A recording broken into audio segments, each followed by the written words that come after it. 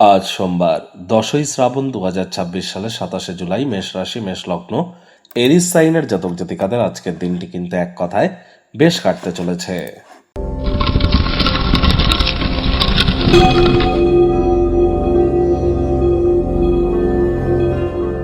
ভিডিওটির শুরুতে স্ক্রিনে আপনারা দেখতে পাচ্ছেন দেবাদিদেব মহাদেবের রুদ্র গায়ত্রী মন্ত্র।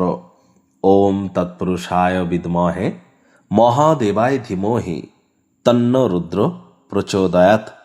আজ অবশ্যই সারাটা দিনে এই মন্ত্রটি 108 বার জপ করুন, অত্যন্ত উপকৃত হবেন। শ্রাবণ মাসের দ্বিতীয় সোমবার, যারা যারা পালন করতে চাইছেন অবশ্যই সোমবার আপনারা পালন করুন, শিবলিঙ্গের অভিষেক করুন। আপনারা অবশ্যই সব রীতি মাফিক পালন করতে পারলে বেটার ইম্প্যাক্ট তো প্রাপ্তি করবেনই। তবে আজ থেকেই কিন্তু শনি বক্রী হয়ে যাচ্ছে, অর্থাৎ শনি মহারাজ আজ থেকেই বক্রী হচ্ছেন। স্যাটার্ন রেট্রোগ্রেড হচ্ছে একটানা 138 দিন, অর্থাৎ 11ই ডিসেম্বর পর্যন্ত শনি বক্রী থাকবে। আর বক্রী শনির কারণে আগত 138টি দিন, প্রায় 4 মাসের একটু বেশি সময়, আপনাদের উপর ঠিক কী কী প্রভাব পড়বে সে বিষয়ে কিন্তু অলরেডি চ্যানেলে ভিডিও আপলোড করা হয়েছে। সময়ে সুযোগ বুঝে দেখে বা শুনে নিতে ভুলবেন না। আরও একটি চ্যানেল আছে, অ্যাস্ট্রোলজার কমলেশ দিওয়ান, অ্যাস্ট্রোলজার কমলেশ দিওয়ান, KAMLESH। সেই চ্যানেলে কিন্তু আমি ফেস রিভিল করে থাকি, সেখানে বিস্তারিত আলোচনা করা হয়েছে বক্রী শনির প্রভাব নিয়ে। সেখানেও আপনারা গিয়ে কিন্তু অবশ্যই ইউটিউবে সার্চ করুন করে বা ফেসবুকে সার্চ করুন করে আপনারা সেই ভিডিওটি কিন্তু দেখতে পারেন। সেখানে আমরা ডিটেলস আলোচনা করেছি প্রতিকার সহ। আর আজ যেহেতু শনি বক্রী হচ্ছে, আজ সরিষার তেল বেগুন খাবেন না। সরিষার তেল বেগুন লবণ লোহা আজ যেন ভুলেও কিনবেন না।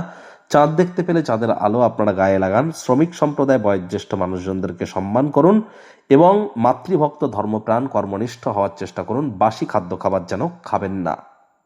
ভাগ্য মিটারাজ আপনাদের বলছে 8 আউট অফ 10 ভাগ্য আপনাদের অনুকূলেই থাকবে। দুর্দান্ত একটি দিন আজ আপনাদের জন্য অপেক্ষা করছে।